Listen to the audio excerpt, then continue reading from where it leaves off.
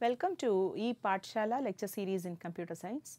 This course is on operating systems and we have been looking at process synchronization, issues in process synchronization in the past few modules. So, today the learning objectives are: we learn how solution is provided for the critical section problem when there are multiple processes, and we will understand the solutions to the critical section problem using synchronization hardware. So, we know that when there are cooperating processes, they will share data. So, there will be some data that is common between the processes and they will have to share those data, and the common data can be represented by means of common variables or common data structures. And while cooperating processes, they access common variables and common data structures, then synchronization is needed between the different processes. And there comes this critical section problem. Each process, their part of code, when they try to access the common variable, then that part of code is critical section to that particular process.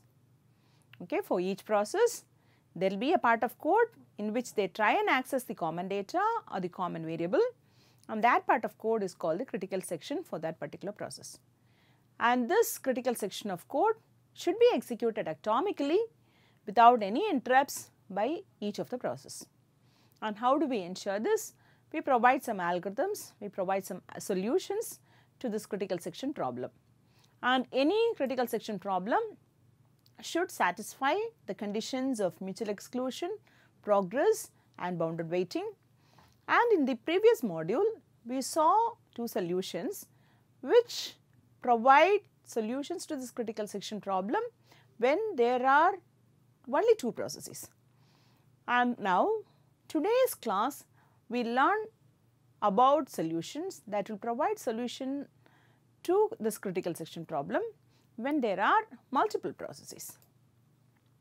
So, this algorithm is called the bakery algorithm. This provides a solution to the critical section problem when there are n number of processes.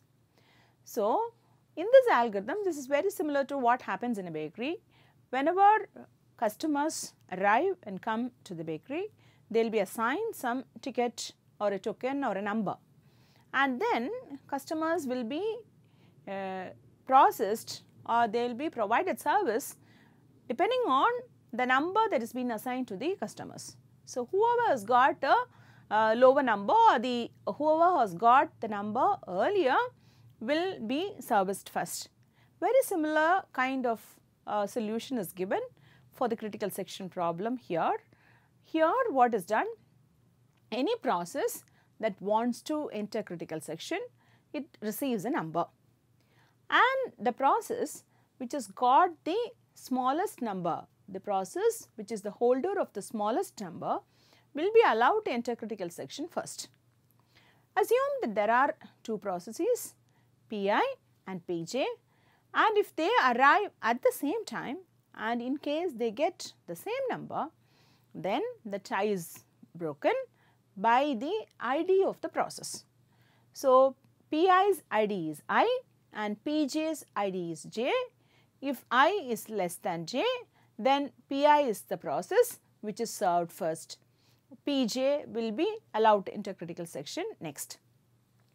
Then this numbering scheme is always given in such a way that it generates numbers in increasing order of enumeration. That is, it will generate numbers like 1, 2, 3, again maybe 2 people can get the same number, 3, 3, 3, 3 people are getting the same number, whatever, and then 4, 5 and so on. So, it is possible for two processes to get the same number, but numbers will be generated only in increasing order. And there is a notation that is being used in this. You have this notation like a comma b is less than c comma d. What does it mean? This a is less than c, or if a and c are similar, then b is less than d. What is this a and what is this b? This a is the number that has been assigned, or the token or the ticket that has been assigned to the processes, and B is the ID of the process. So, when you have these two A comma B, first one is the ticket or the number, and the second one is the ID of the process. And now, when you have this ticket and this process ID, ticket and process ID.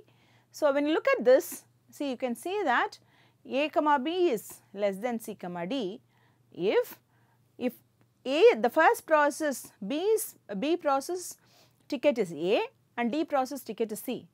If the ticket of B is less than ticket of C, then B gets the priority.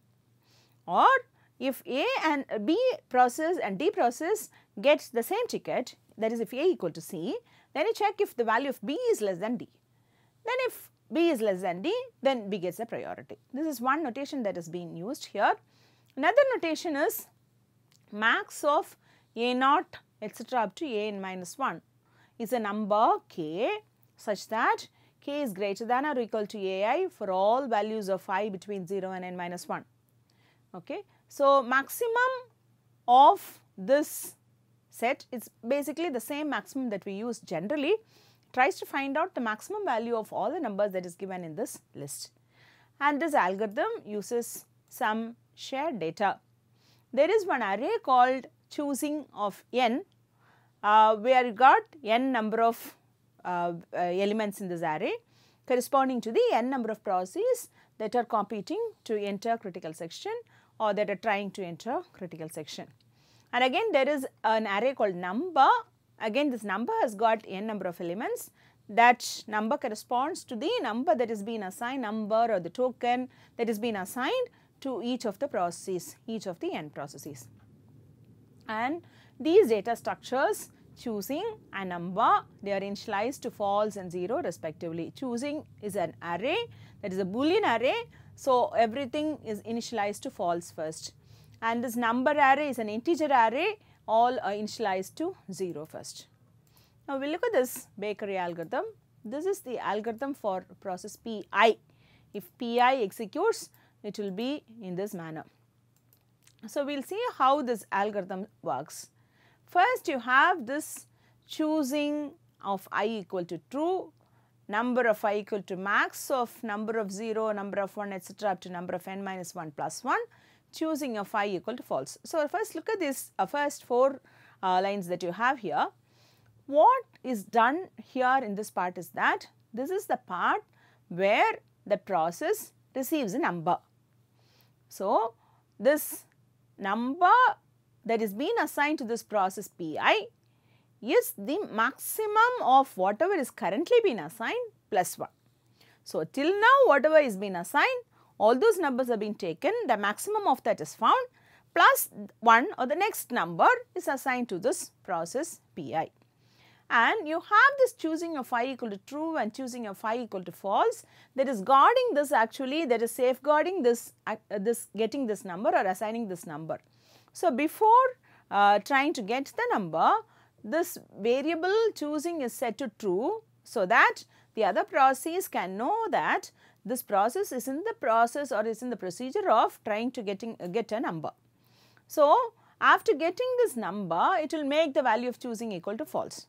So, when any other process is trying to check this process, and if the other process, if any other process finds that this value of choosing is equal to true for I, process Pi, then that process understands that this process is in the procedure, is in the process of getting a new number. So, that will wait till this process finishes getting the new number, and this is getting the number. And after having got the number, what should this process do? It should check with the other process. It should check if any other process is trying to get a number. So, that is this line while choosing of j. So, j is equal to 0 to n, that is trying to 0 to n minus 1. So, it tries to check out with every other process that is present in the system. So, while choosing of j, what does this mean? Choosing, if choosing is true for any other process, then it means that the other process is in the process of getting a number. So, this process just waits. So, it first waits till this becomes false. Once it's become false, it proceeds and go to the next statement. What does it do in this statement? It tries to find out if the number of that process is equal to 0 or not, and it also checks if the number that is being assigned to that particular process is less than the number assigned to this process Pi who is checking. Or if I am the process API, I check if my number is less than or greater than that number. If that process number is less than my number, then that process has got a higher priority and then this process should wait. So, here you find that number of j is not equal to 0, which means the other process has got some number, this is true, and number of j comma j is less than number of I comma I. The other process has got a number which is less than my number. So, this is also true. So, the other process has got a number and that number is less than my number. So, I have got a lower priority than that other process. So, this process waits. Then, if this is not true, okay, so it checks this for each and every other process that is present in the system. So, for all the other processes, if the other process does not have a number, or maybe it has a number, if it does not have a number, it is fine. If it has a number, that number should be greater than my number. Okay? Then in that case, this process enters critical section. After coming out of critical section, what it does, it just changes its number to 0, saying that it doesn't have any token or doesn't have any number with it. Then it goes to the remainder section and then exits. So, this is the bakery algorithm. Now, we will see how this satisfies mutual exclusion. So, we will see that with an example. So, what are the variables that you have common? They are this choosing array and you have this number array, and assume that there are 3 processes currently in the system, and this algorithm is a solution for n number of processes, not just 2 processes. It can provide solution for any number of processes. I have just taken an example here where there are only 3 number of processes. There are 3 processes. So, choosing of 0, choosing of 1, choosing of 2, this is the choosing array, and number of 0, number of 1 and number of 2 is the number array. And initially, actually choosing will be false for all the processes. So, even 0, 1 and 2 will be false. Number is also 0 initially, and now process P0 wants to enter critical section. So, what is that algorithm? Here you see that this process P0, Pi which wants to enter critical section will first make choosing of I equal to true. So, what does it do? This makes choosing of 0 to true. And then what it does, it tries to get a number. So, the number will be the maximum of whatever number is being assigned now plus 1. So, we can see that the number that is being assigned to all the processes is only 0, everything is 0 initially, no number has been assigned. So, 0, maximum of 0 is 0, plus 1 is 1, 1 is the number that is being assigned to this particular process. And then what does it do? You look at the algorithm, it checks if the choosing is true for any other process. So, is choosing true for any other process? For the other process, say P1 as well as P2, choosing is false. So, this condition is false. So, it comes out of this while loop, and then it checks if the number is not equal to 0 for the other process. Is number not equal to 0 for the other process? No, number is 0 only for the other process. No other process is now competing to enter critical section. This process P0 is the only process which wants to enter critical section. So, it enters, look at this algorithm.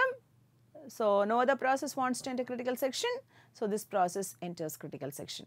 After coming out of critical section, what does it do? It makes its number to 0. Okay, so, we see that the others have not chosen to enter critical section, and hence choosing of j is false for the other process, number is also 0. So, this is the only process he enters critical section, no problem.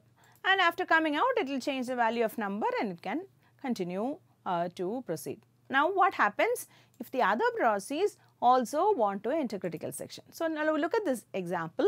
You have choosing false initially, and then process P0 wants to enter critical section. So, it makes choosing equal to true and it gets a number, number is equal to 1, and choosing of 1 is false, P1 is not wanting to enter critical section, but choosing of 2 is equal to true. So, now what happens, this P naught tries to find out in the while loop, it tries to find out if the choosing is true for any other process, and it finds that this choosing is true for 2. So, unless this process P2 gets a number, this should not enter critical section. So, that while choosing of J loop, this process keeps on waiting. And then what happens, this process P2 gets the number. What will be the number assigned to P2? It will be the maximum of the numbers that are currently been assigned plus 1. So, the maximum of the numbers currently been assigned is this 1, 0, 0 plus 1, that is 2. So, 2 is assigned to process P2.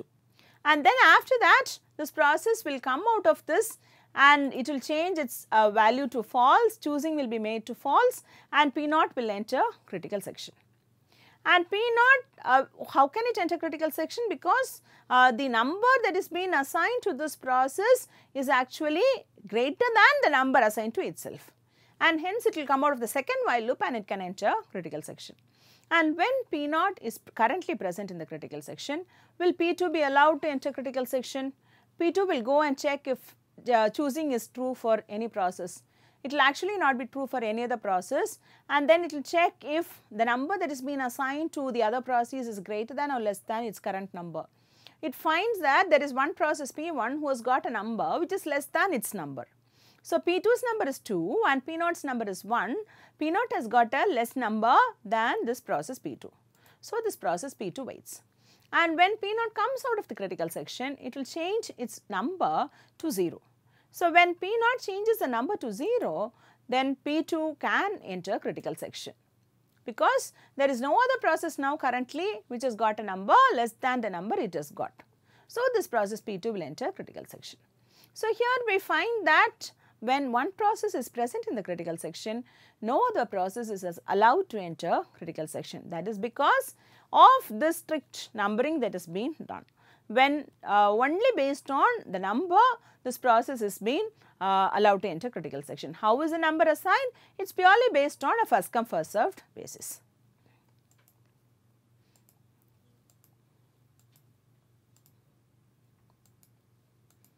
Now, look at this example. Okay. So, P naught initially wants to enter critical section, it changes the value of choosing to true, it gets a number, and then choosing is changed to false. And then next you have process P1. P1 also has got a value of choosing is made to true, it gets a number and then changes it to false.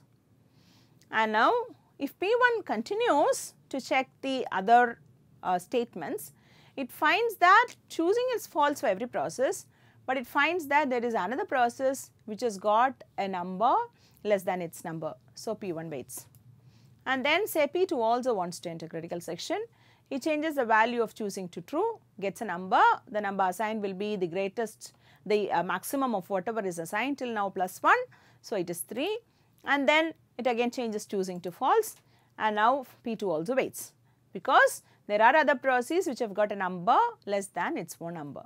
So, P naught enters critical section. So, here it strictly you can see that only the process which has got a number, the lowest number, will enter critical section.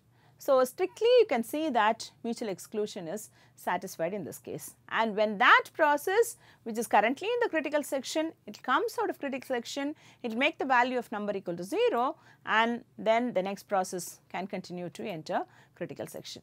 And how about progress in this? What is progress? When two processes they try to enter critical section at the same time, like they should not be stopped indefinitely, okay, and there should be progress for each of the process.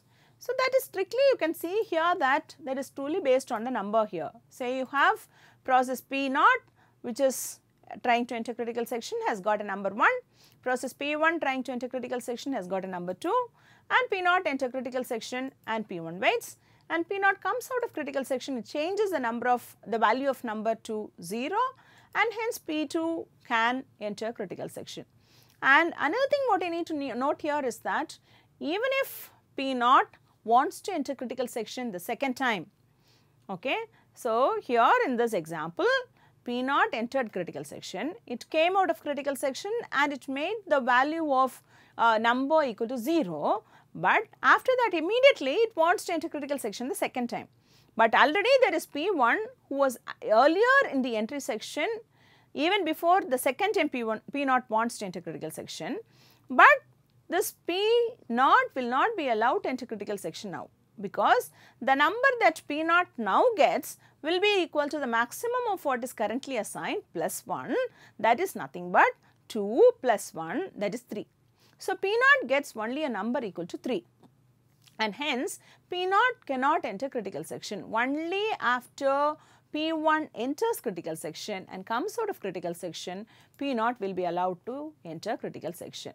So, because you can see that P0 has to wait till P1 enters critical section and comes out of critical section. So, progress is also satisfied, and you can see that bounded waiting is also satisfied here, because you can explain bounded waiting in a similar manner. Assume that you have 3 processes, you have P0 trying to get a number, it gets a number, and then P1 also gets a number, and then P0 enters critical section, and now the number of times P0 will be allowed to enter critical section after P1 had requested to enter critical section is limited.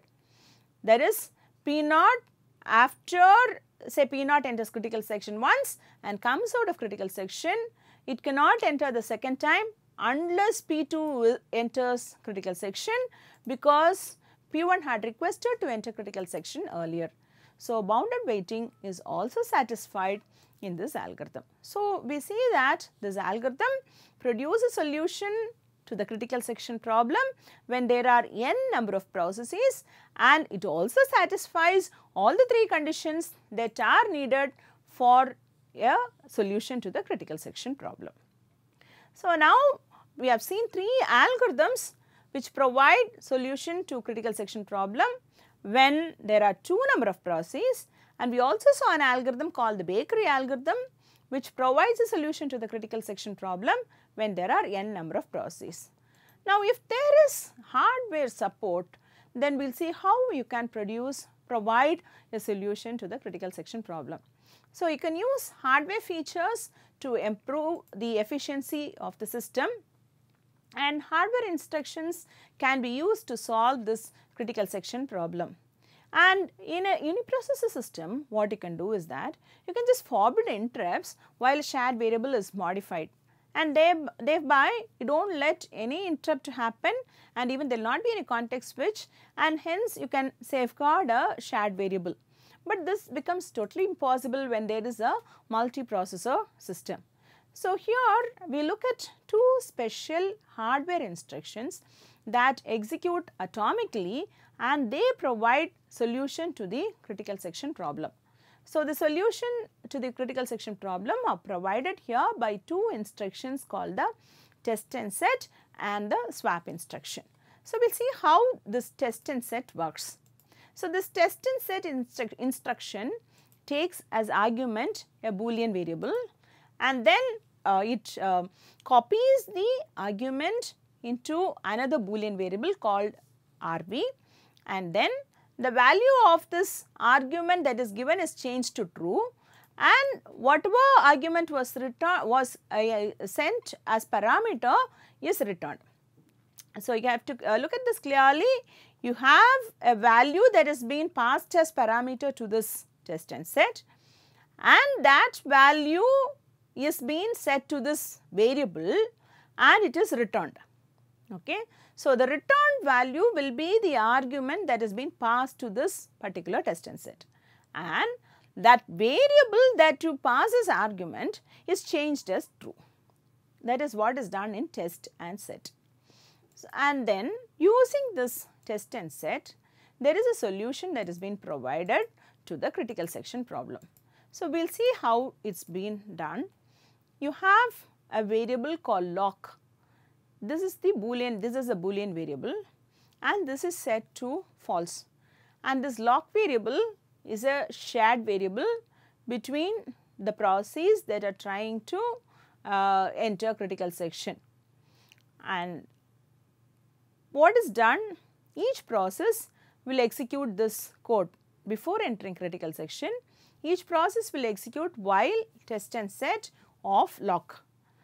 So, if lock was false, then test and set will return a false value and this condition becomes false and the process can enter critical section and the value of lock will be changed to true. Okay.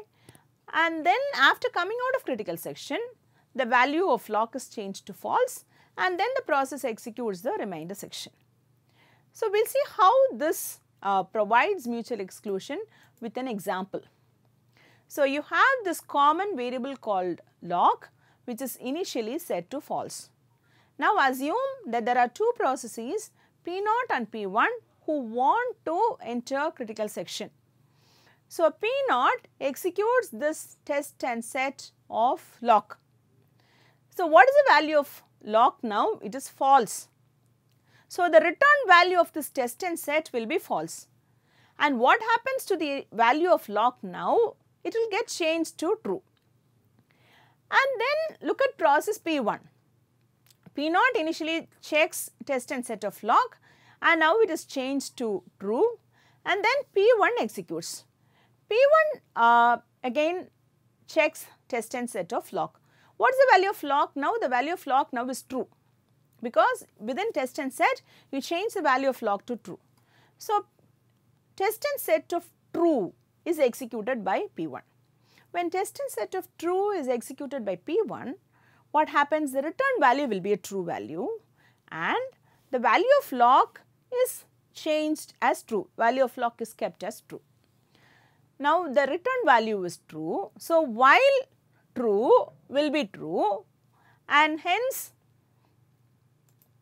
so you can see that while true will be true and then this process P1 will wait. It will keep on waiting in the while loop. And when P0 comes out of critical section, it will change the value of lock to false and P1 can enter critical section. So, because when the value of lock becomes false, P1 can enter critical section. And when P1 enters critical section, it will change the value of lock to true. And P1 comes out of critical section, change the value of lock to false and so on. So, here you can see that there is one process which enters critical section and then it changes the value of lock to true. And in the meantime, if any other process wants to enter critical section, they cannot enter critical section because this process has changed the value of lock to true and the other processes that do test and set of lock will have to wait. So, mutual exclusion is satisfied when one process is in the critical section, no other process is allowed to enter critical section.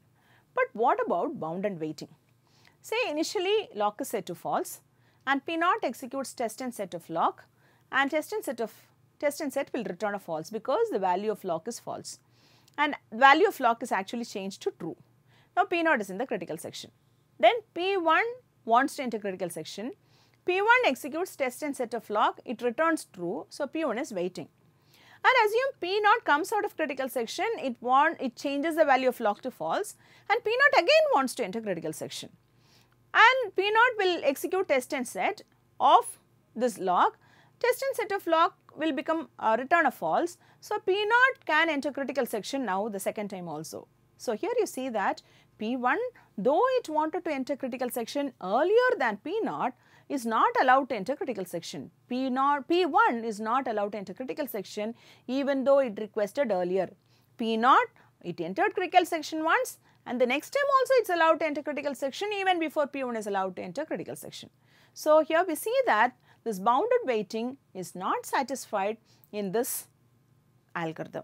So, though this algorithm which uses test and set satisfies mutual exclusion, it does not satisfy bounded waiting and hence this is not a proper solution to the critical section problem. So, today's class we saw how a solution to the critical section problem can be given using bakery algorithm when there are multiple processes and how a solution to the critical section problem is given using synchronization hardware. And we just saw how a test and set instruction can be used to provide a solution to the critical section problem. And we saw that this algorithm today that we saw today using test and set satisfied only the mutual exclusion and did not satisfy the bounded weighting requirement. So, references, acknowledgement. Thank you.